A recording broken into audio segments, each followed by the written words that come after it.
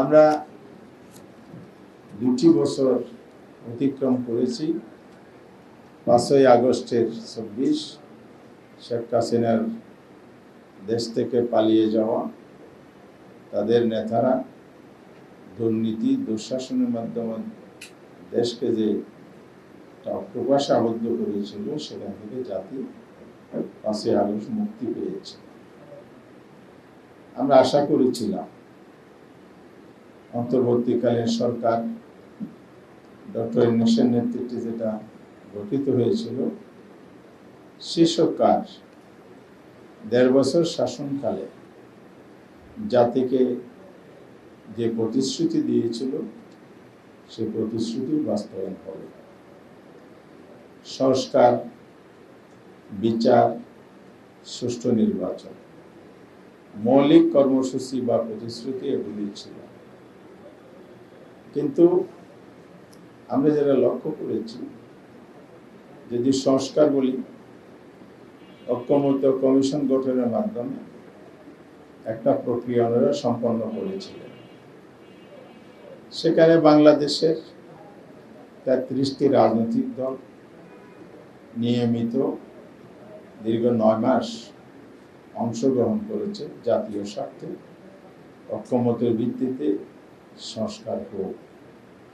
কারণ জুলাই অভ্যুত্থানের জনগণের স্লোগান ছিল উই ওয়ান্ট জাস্টিস।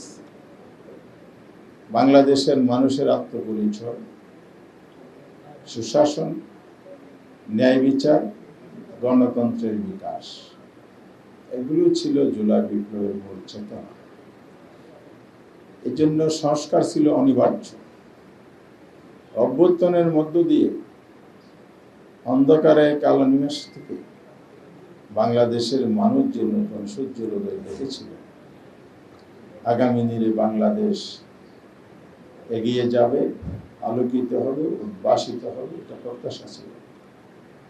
সেজন্য রাজনৈতিক দলগুলো সংস্কারের ব্যাপারে সরকারকে সহায়তা করেছে, অংশগ্রহণ করে জাতীয় জুলাই সনদ প্রণয়ন করেছিল এবং সেটা প্রকাশ্য দিবালোকে জাতীয় সংসদের দক্ষিণ প্লাজা চত্বরে একটি অনারম্ভ অনুষ্ঠানের মধ্য দিয়ে সেখানে জুলাই সনদ স্বাক্ষরিত হয়েছে।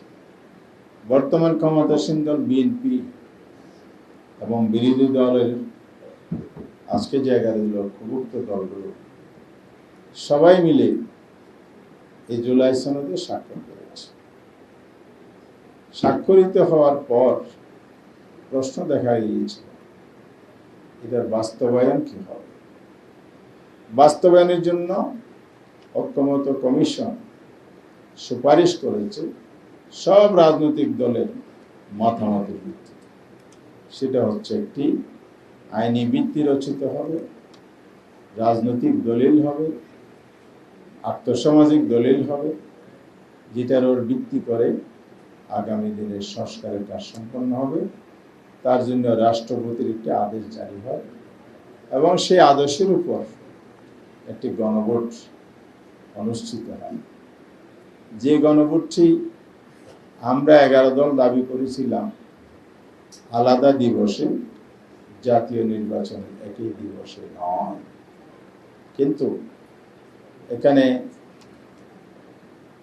বিএনপির মূলত বিরোধিতার কারণে সরকার সকল রাজনৈতিক দল বা অধিকাংশ রাজনৈতিক দল এবং বৃহত্তর জনগোষ্ঠীর মতামতকে উপেক্ষা করে একটি দলের চাপের মুখে নতি স্বীকার করে একই দিনে জাতীয় নির্বাচন এবং গণভোট অনুষ্ঠান করেছে।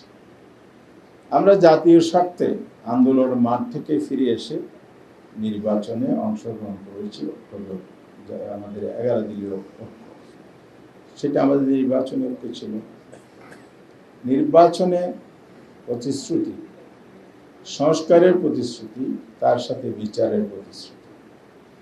নির্বাচন তো হয়নি, যেভাবে প্রতিশ্রুতি ছিল সেভাবে হয়নি।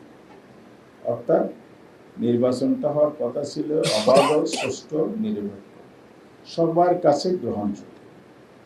কিন্তু ইলেকশন ইঞ্জিনিয়ারিং করে কোথাও কোথাও জালিয়াতি, অনিয়ম এবং ইলেকশন ইঞ্জিনিয়ারিং বলতে ফলাফল পরিবর্তনের অভিযোগ এবং বিভিন্ন প্রমাণাদি আমাদের সামনে আসে, যার প্রেক্ষিতে মামলা হয়েছে উচ্চ আদালত।